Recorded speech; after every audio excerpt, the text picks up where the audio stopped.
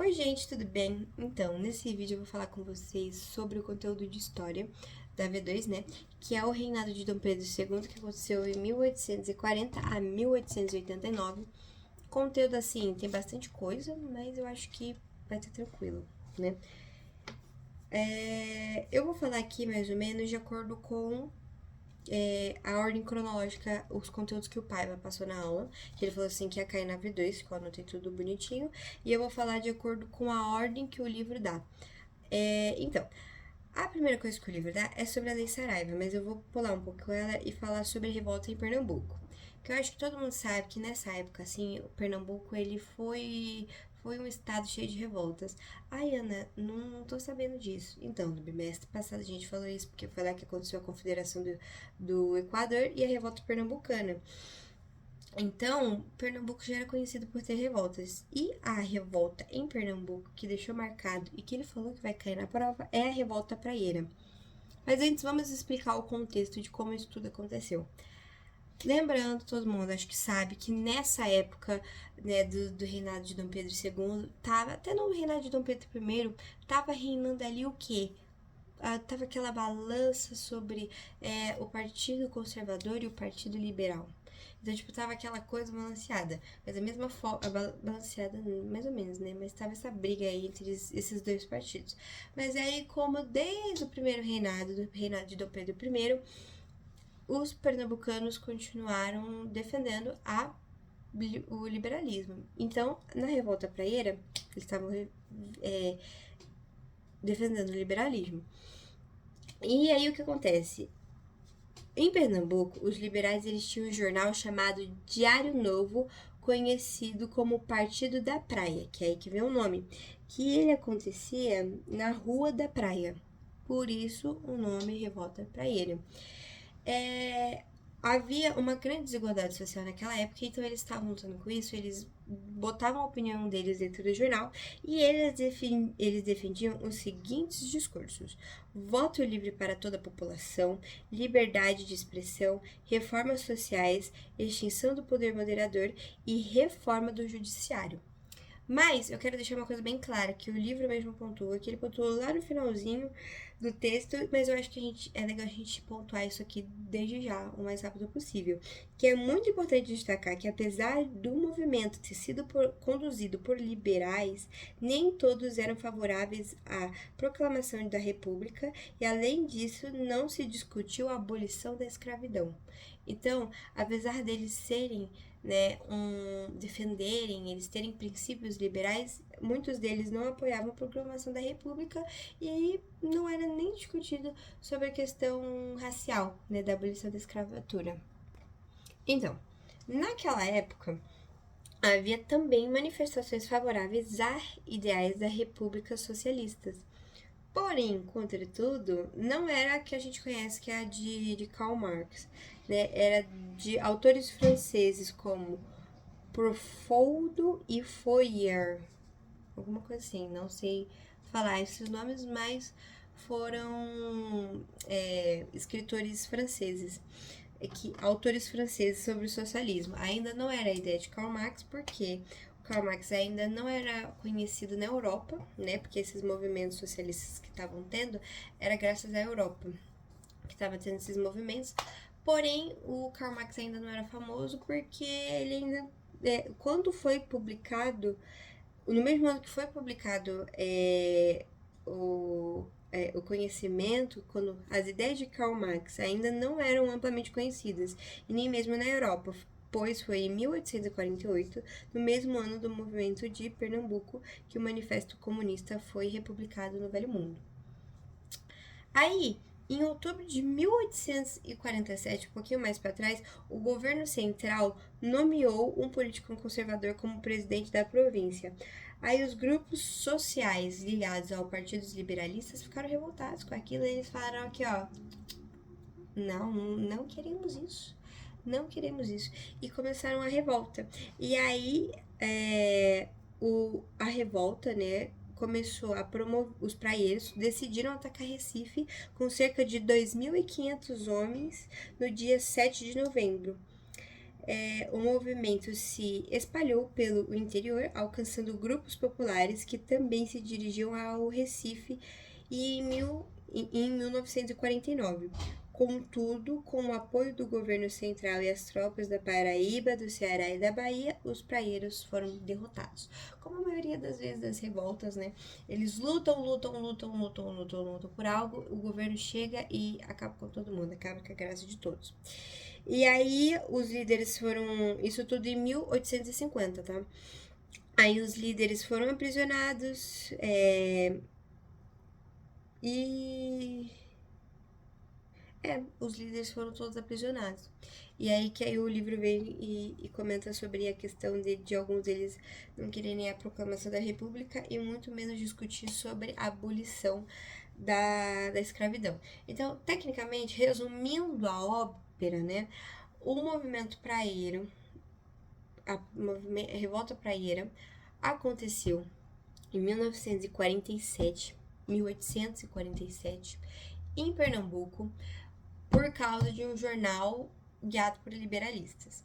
Eles tinham ideias liberalistas, porém alguns deles não apoiavam a República e eles não discutiam sobre a abolição da escravatura, mas eles eram um partido liberal.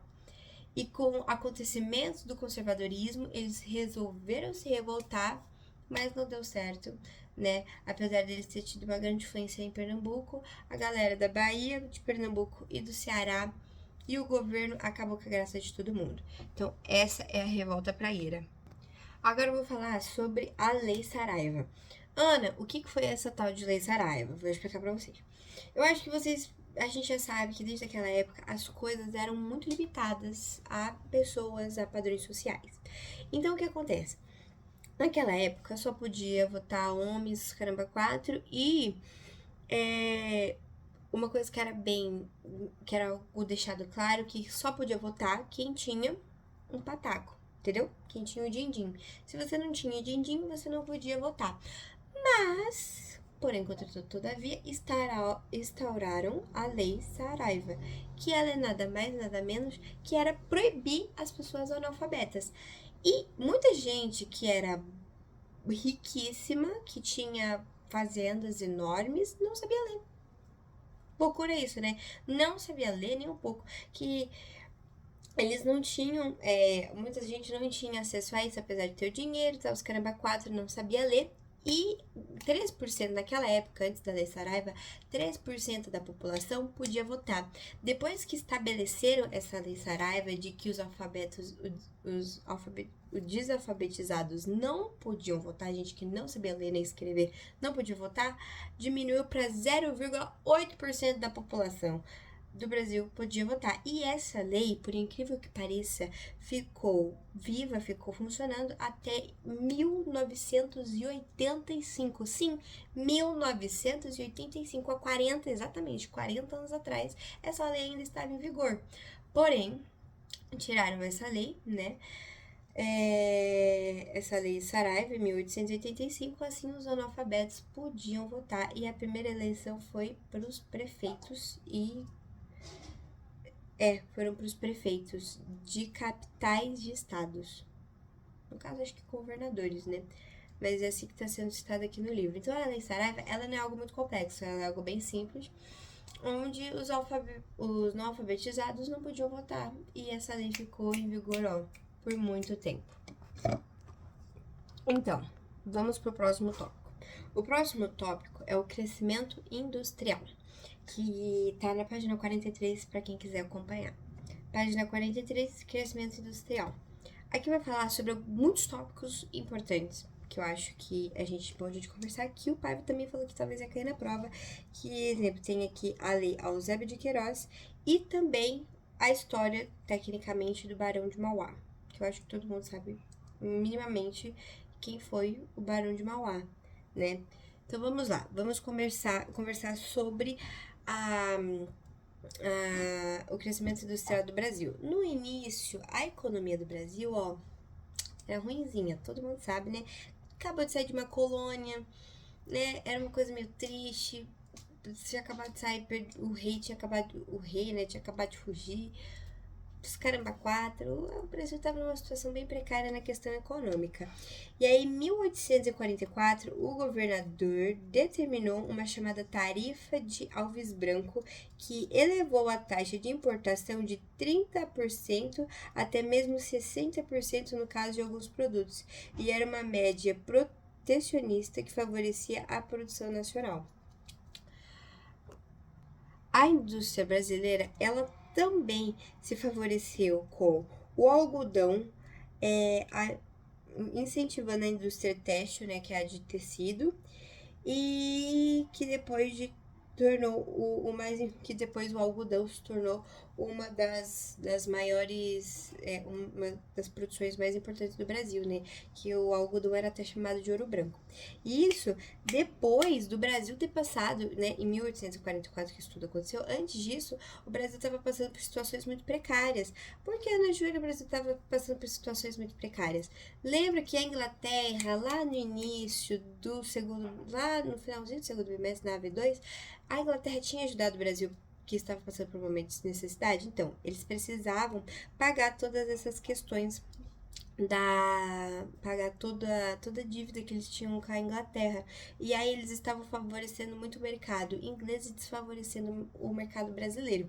E aí foi depois disso tudo que em 1844 eles começaram a favorecer, né, aumentando a taxa de importação de 30% a 60%, dependendo dos produtos. E aí foi aí que a lei proibiu que o tráfico de escravos a partir de 1850 acontecesse, que é nada mais e nada menos do que a Lei Eusébio de Queiroz. Ana, se cai na prova, Lei Eusébio de Queiroz, o que é?